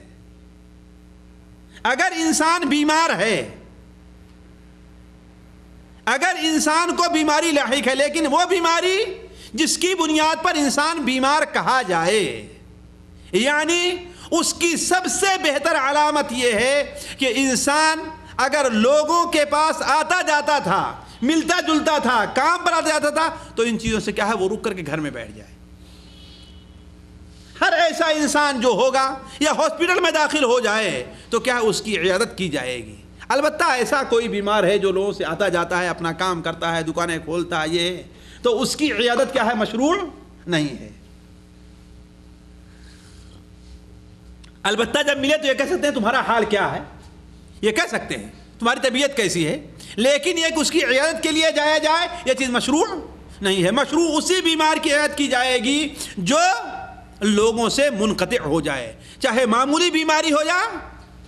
حضرت زید ابن ارقم بیان کرتے ہیں, جیسے کہ بخاری شریف میں ہے کہ اللہ کے رسول صلی اللہ علیہ وسلم نے, ہمارا خیال امام بخاری کے الادب المفرد میں ہے کہ اللہ کے رسول نے میری عیادت کی صرف اس بنیاد پر کہ میری آنکھ آئی ہوئی تھی, معمولی سی بیماری ہے نا, لیکن اللہ کے رسول نے ان کی عیادت کی تھی. دوسرا چیز یہ ہے کہ بچے کی عیادت کی جا سکتی ہے, یہ نہیں کہ بچہ ہے بیمار اس کی عیادت کرو نہ جائیں. عورتیں مردوں کی عیادت کر سکتی ہیں, عورتیں مردوں کی عیادت کر سکتی ہیں, مرد عورتوں کی عیادت کر سکتے ہیں, لیکن مرد انہی عورتوں کی عیادت کریں گے جو ان کے رشتہ دار اور ان کے محرم ہیں. عورتیں انہی مردوں کی عیادت کریں جو ان کے محرم اور رشتہ دار ہیں. البتہ عورتیں ایسے مردوں کی پردے کا لحاظ کرتے ہوئے عیادت کر سکتی ہیں جو اگرچہ ان کے رشتہ دار نہ ہوں. جیسے کہتے ہیں عائشہ رضی اللہ تعالیٰ عنہ سے بخاری شریف میں ہے, حضرت بلال ابن حارث کی عیادت کے لیے گئیں. اور بخاری شریف میں ہے کہ حضرت ام دردہ ایک بار ایک شخص مسجد میں نماز پڑھتے تھے, انصاری آدمی, وہ حاضر نہیں ہوئے تو ان کی عیادت کے لیے تشریف لے گئیں, ہے نا. یعنی اس میں کوئی یہ قید نہیں ہے کہ بڑا ہے تو اسی کی عیادت کی جائے, بیمار ہے تو اس کی عیادت, اگر وہ اجنبی ہے تو اس کی عیادت نہ کی جائے, نہیں, ہر ایک کی عیادت کی جا سکتی ہے. اسی طریقے سے چھوٹا ہے, غریب ہے یا مالدار ہے, ہر ایک کی عیادت کرنی چاہیے. جیسا کہ اللہ کے رسول صلی اللہ علیہ وسلم کی حدیث وہ آپ کے سامنے بتایا نا کہ آپ صلی اللہ علیہ وسلم نے ایک بدو کی عیادت کی, حالانکہ آپ کس مقام پر فائز تھے. اور آپ کے سامنے ایک حدیث اور رکھ دوں جو امام بخاری رحمہ اللہ کتاب الادب المفرد میں نقل کرتے ہیں کہ ایک بار بخار اللہ کے رسول کی خدمت میں حاضر ہوا اور کہا کہ مجھے ان لوگوں کے پاس بھیج دیجئے جو آپ کے زیادہ قریبی لوگ ہیں. سب سے زیادہ قریبی جو لوگ ہیں مجھے ان کے پاس بھیج دیجیے۔ اللہ کے رسول صلی اللہ علیہ وسلم نے انصار کی طرف اشارہ کیا کہ جاؤ۔ راوی کہتے ہیں کہ انصار کا کوئی بھی گھر ایسا نہیں تھا جس کے اندر بخار داخل نہ ہو گیا ہو۔ تو آپ صلی اللہ علیہ وسلم ایک ایک گھر میں، ایک ایک جھوپڑے میں، ایک ایک آدمی کے ہاں جا کر کے آپ عیادت کیا کرتے تھے۔ بلکہ اگر ایک گھر میں 2 کمرے ہوا کرتے تھے تو آپ اس کی بھی عیادت کیا کرتے، ان کی بھی عیادت کیا کرتے تھے۔ ذرا دیکھیں آپ کس مقام پر فائز تھے، اور دنیا کا کتنا کام آپ کے سر تھا، کتنی بڑی آپ کی ذمہ داری تھی، پھر بھی آپ صلی اللہ علیہ وسلم نے کسی کی عیادت چھوڑی نہیں، کہا ہر ایک کی عیادت کی۔ آپ صلی اللہ علیہ وسلم واپس آ رہے تھے تو ایک انصاریہ عورت بھاگتی ہوئی آتی کہ اے اللہ کے رسول صلی اللہ علیہ وسلم، اس ذات کی قسم جس نے آپ کو حق دے کر بھیجا ہے، میں بھی انصاری ہوں، میرا باپ بھی انصاری تھا، آپ ہر ایک کے ہاں گئے، میرے یہاں نہیں آئے۔ ہر ایک کے ہاں جا کر کے آپ نے ان کی عافیت کے لیے دعا کی، آپ میرے یہاں بھی آ جائیے۔ چنانچہ آپ صلی اللہ علیہ وسلم تشریف لے گئے اور اس سے کہا کہ اگر تم چاہو تو میں دعا کر دوں اللہ تعالیٰ تمہیں شفا دے دے، اور اگر چاہو تو صبر کرو، یہ تمہارے لیے بہتر ہے۔ اگر چاہو تو صبر کرو، تمہیں اس کے بدلے اللہ تعالیٰ جنت نصیب فرمائے گا۔ تو وہ کہتی ہیں کہ جنت کو تمہیں خطرے میں نہیں ڈال سکتی، جنت کا سودا نہیں کر سکتی، میں صبر کروں گی، آپ مجھے میری شفایابی کے لیے آپ دعا نہ کیجئے، میں صبر کر لے رہی ہوں اور مجھے جنت اللہ تعالیٰ نصیب کرے۔ تو اس حدیث کے ذکر کرنے کا مقصد یہ ہے کہ اللہ کے رسول صلی اللہ علیہ وسلم ہر ایک کی عیادت کیا کرتے تھے، جس سے معلوم یہ ہوا کہ عالم لوگ یہ نہ سوچیں کہ ہاں بھائی فلاں جاہل ہے، فلاں بیوقوف ہے، فلاں فاسق ہے، ہم اس کی عیادت کے لیے نہیں جائیں گے۔ ہر ایک کی عیادت کے لیے جانا چاہیے، ہے کہ نہیں ہے؟ مالدار لوگ یہ نہ سوچیں کہ فلاں غریب ہے، ہم اس کی عیادت کے لیے کیسے جائیں، ہے نا؟ نہیں، ایک مسلمان کا حق، اگر وہ مسلمان ہے تو ہر ایک کی عیادت کو جایا جائے۔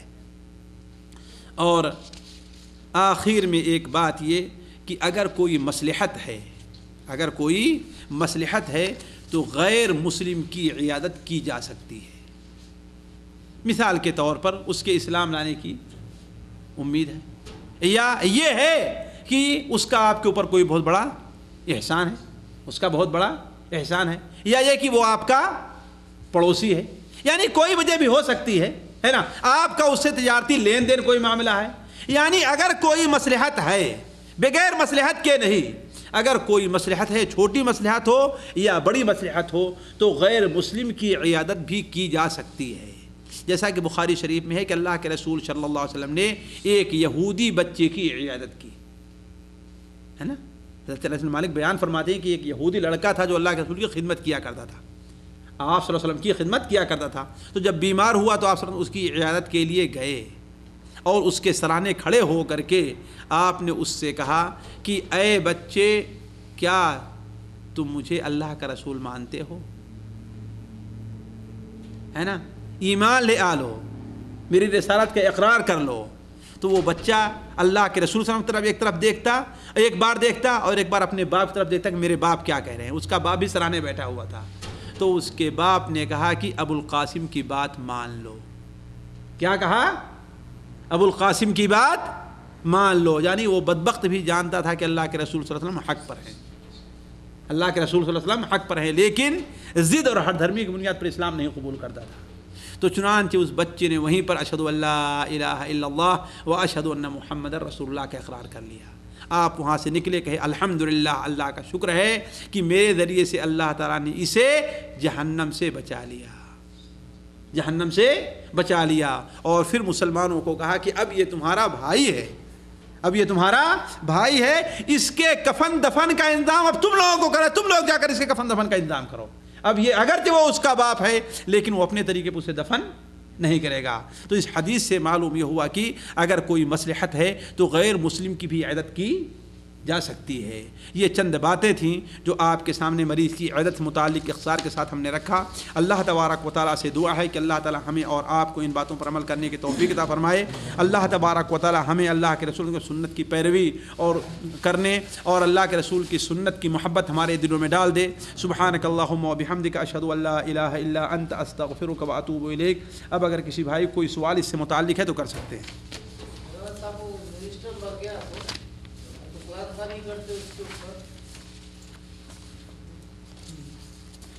چلیے دیکھیے، یہ اس درس کا موضوع نہیں ہے لیکن آپ نے پوچھ لیا ہے کہ اگر منسٹر مر گیا تو اس کی قرآن خوانی. دیکھیے اگر منسٹر مسلمان ہے، ہندو ہے، تو قطعاً اس کی قرآن خوانی جائز نہیں ہے، قطعاً جائز نہیں ہے.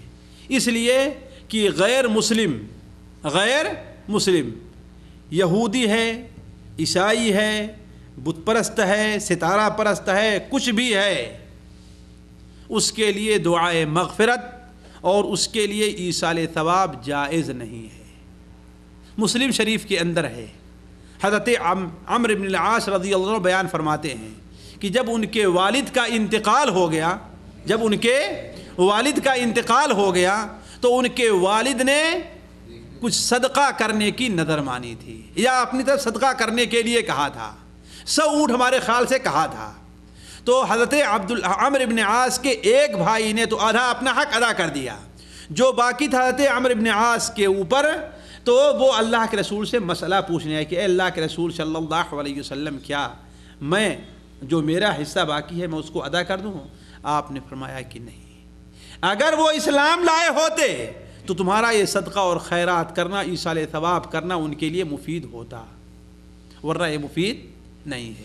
تو یہ ایصال ثواب، جیسے قرآن خوانی، یہ ایصال ثواب ہے، دعا کرنا ایصال ثواب ہے، صدقہ اور خیرات کرنا ایصال ثواب ہے، ان کی طرف سے کھانا کھلانا ایصال ثواب ہے، ان کے لیے دعائے مغفرت کرنا، یہ سب کیا ہے؟ ایصال ثواب ہے. قطعاً کسی بھی مسلمان کے لیے، خواہ اس کا باپ ہی کیوں نہ ہو، اس کا بیٹا ہی کیوں نہ ہو، اگر وہ حالت کفر اور شرک پر مرا ہے تو اس کے لیے جائز نہیں ہے، قطعاً جائز نہیں.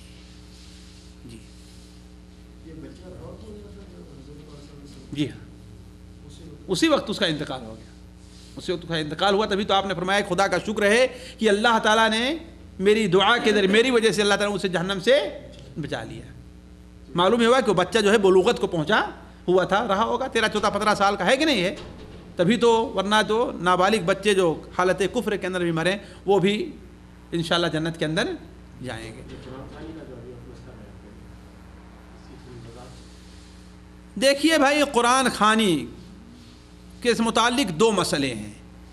ایک مسئلہ تو یہ ہے کہ اصل میں قرآن پڑھنے کا ثواب، پہلا مسئلہ یہ ہے قرآن پڑھنے کا ثواب میت کو پہنچتا ہے کہ نہیں پہنچتا ہے. یہ ایک پہلا مسئلہ ہے، قرآن پڑھنے کا ثواب، یعنی کیا قرآن پڑھنا ان اعمال میں ہے جس کے ذریعے اس کا ثواب میت تک، مردہ تک پہنچایا جا سکتا ہے یا نہیں.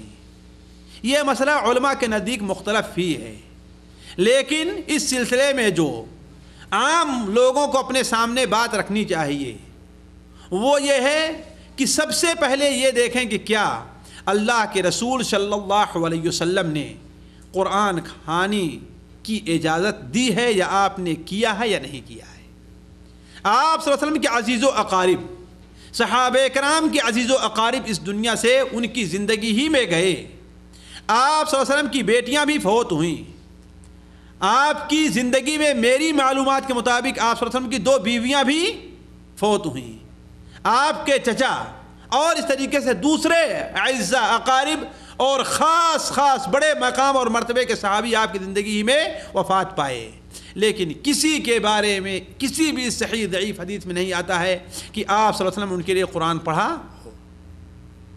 اس لیے حق یہ ہے کہ قرآن خوانی کا جو ہمارے یہاں رواج ہے کہ پڑھ کر کے اس کو بخشتے ہیں مردے کو، یہ چیز شریعت سے ثابت نہیں ہے.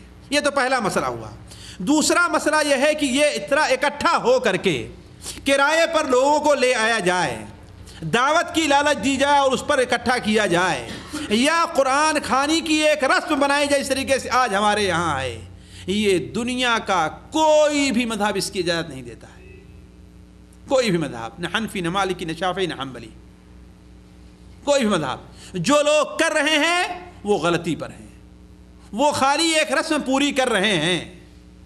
جس طریقے سے اور بہت سی بدعتیں جو کسی مذہب کے اندر نہیں ہیں، کسی مذہب میں نہیں، حنفی، مالکی، شافعی، حنبلی، وہ ہمارے اندر ایجاد ہو گئی ہیں.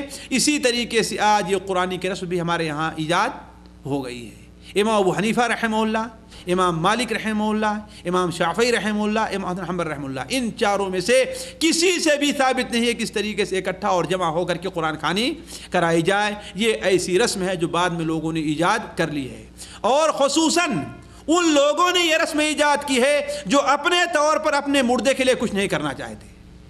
سب سے بڑا حق جو مردے کا اس کے اوپر قرض کا رہا کرتا ہے، اس کے قرض کے ادا کرنے کے بارے میں لوگ نہیں سوچتے ہیں، اس کے اوپر جو لوگوں کے حقوق رہا کرتے ہیں اس کے بارے میں نہیں سوچتے ہیں،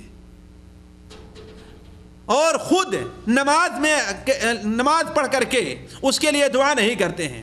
اگر وہ حج کرنے کی استطاعت رکھتا تھا تو اس کی طرف سے کسی کو حج کرنے نہیں بھیجتے ہیں۔ البتہ قرآن خوانی کے لیے چونکہ اس کے اندر نام ہوتا ہے، دیکھ چڑھانے کے لیے چونکہ اندر نام ہوتا ہے کہ ہاں بھائی فلاں نے بڑا اچھا کیا اپنے باپ کے لیے، اتنے لوگوں کو اکٹھا کیا، تو ایک رسم کے طور پر یہ چیزیں ادا کی جا رہی ہیں۔ اس کا کم سے کم قرآن اور حدیث کا کوئی ثبوت نہیں ہے، اس لیے نہ تو خود کرنا چاہیے اور نہ ہی ایسی مجلسوں کے اندر شریک ہونا چاہیے، ایسی مجلسوں میں شریک بھی نہیں ہونا چاہیے۔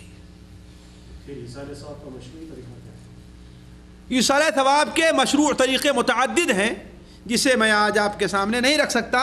پچھلے ہفتے جو یہاں پر درس ہوا تھا ہمارے صاحب نے یہاں پر اس کو تفصیل سے رکھا تھا، میری سلسلے میں ایک کیسٹ ہے ایصال ثواب کے مشروع طریقے، اس کو سن کر کے معلومات کر سکتے ہیں۔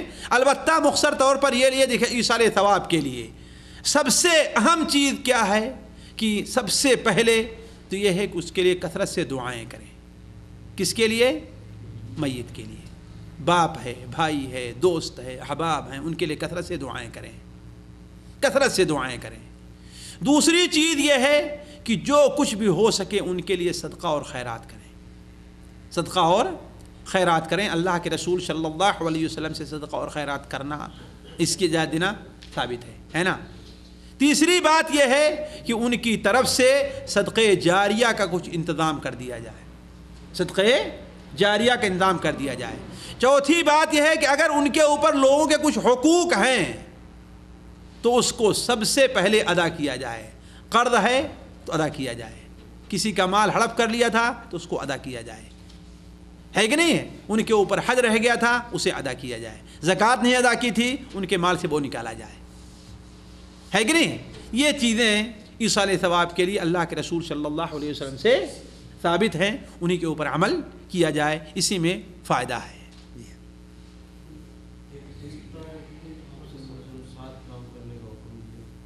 جی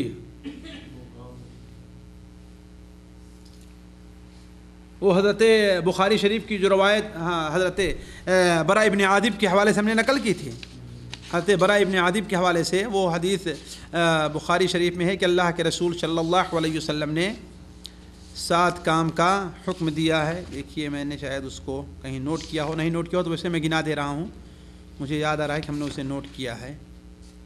ہاں یہ دیکھیے اللہ کے رسول صلی اللہ علیہ وسلم نے ہمیں 7 باتوں کا حکم دیا ہے۔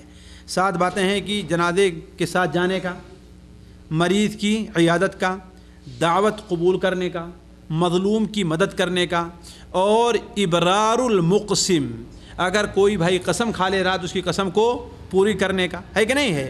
اور چھٹی چیز افشاء السلام، سلام پھیلانے کا، اور جو آدمی چھینکے اس کی چھینک کے جواب دینے کا۔ یہ تقریباً جو ہے ساری چیزیں بخاری شریف کے اندر جو ہے متعدد جگہ یہ حدیث آئی ہوئی ہے۔ یہ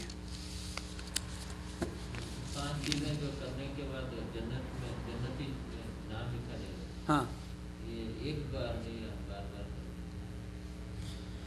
ظاہر بات ایک بار بھی کوئی کر دے تو اللہ تبارک و تعالیٰ اس کا نام لکھ دے گا، اب اس کو پھر توڑے نہیں، یعنی ایسا کام نہ کرے کہ جنت سے نکالا جائے، بھگایا جائے، ہے کہ نہیں؟ البتہ یہ ہے اس کے کہنے مطلب کہ یہ ایسے امور ہیں جس کا اہتمام انسان کو کرنا چاہیے۔ اگر یہ کام اس نے کیا اور اس کے بعد اس کا فوراً انتقال ہو گیا تو انشاءاللہ وہ جنتی ہے۔ کیوں؟ حسن خاتمہ کی ایک علامت یہ بھی ہے کہ انسان کا انتقال نیک عمل کرنے کے بعد، کوئی بھی نیک عمل کرے اور اس کا انتقال ہو جائے، یہ اس کے حسن خاتمہ کی علامت ہے۔ تو اس حدیث سے پتہ چلا کہ جس دن اس نے ایسا عمل کیا ہے اور اس دن اگر اس کا انتقال ہو جائے تو وہ انسان کیا ہے؟ جنت میں جائے گا۔ انشاءاللہ۔ کون؟ 5 چیزیں۔ روزہ رکھنا، ایک دن کا روزہ ہے نا، جنازے کی ساتھ جانا ہے نا، مریض کی عیادت کرنا، نہیں دعوت نہیں، مسکین کو کھانا کھلانا، اور جمعہ کی نماز، یہ 5 ہے۔ جمعہ کی نماز تو ہر بات تو نہیں مل سکتی۔ ہاں تو وہی نا، جمعہ کے دن اگر کوئی نا، ہاں 5 کا۔ اور بعض روایات میں ہے کہ غلام آزاد کر دینا اس کی جگہ پر، ہے نا، یعنی مسکین کو کھانا کھلانا، بیمار پرسی کرنا، غلام آزاد کر دینا، روزہ رکھنا، اور جمعہ کے اندر شریک ہونا، یہ 5۔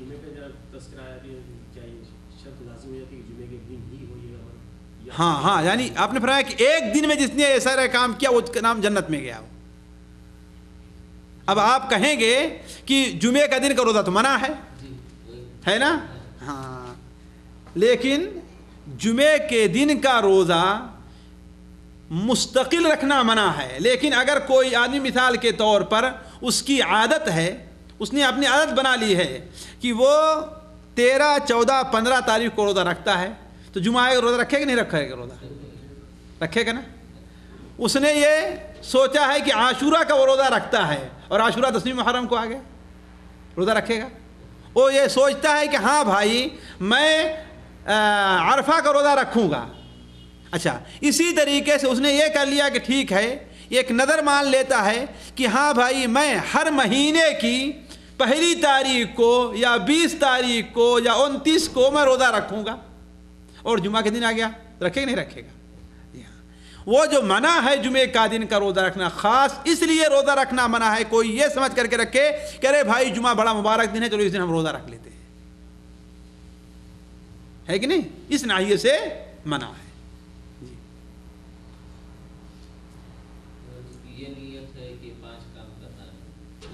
وہ یہ سمجھے کہ ہاں بھائی مجھے اور کوئی دن موقع نہیں ملتا ہے، میں ہر مہینے ہفتے میں ڈیوٹی پہ رہتا ہوں، پریشان، میں ڈیوٹی کے ساتھ ساتھ روزہ نہیں رکھ سکتا، چلو میں اس دن روزہ رکھتا ہوں، تو کوئی حرج کی بات نہیں، کوئی حرج کی بات نہیں، بلکہ میں تو عمومی طور پر لوگ کہتا ہوں کہ وہ بھائی ہمارے جو ہفتے میں محنت کا کام کرتے ہیں، پریشان رہتے ہیں اور روزہ رکھنا چاہتے ہیں، لیکن ان کی کام کی نوعیت یہ ہے کہ وہ روزہ نہیں رکھ پاتے ہیں، ہے نا، تو اگر ان کو جمعہ کو فرصت ملتی ہے روزہ رکھتے ہیں تو کوئی حرج کی بات نہیں ہے۔ اور شیخ ابن عثیمین رحمہ اللہ نے بھی یہی فتویٰ دیا ہے۔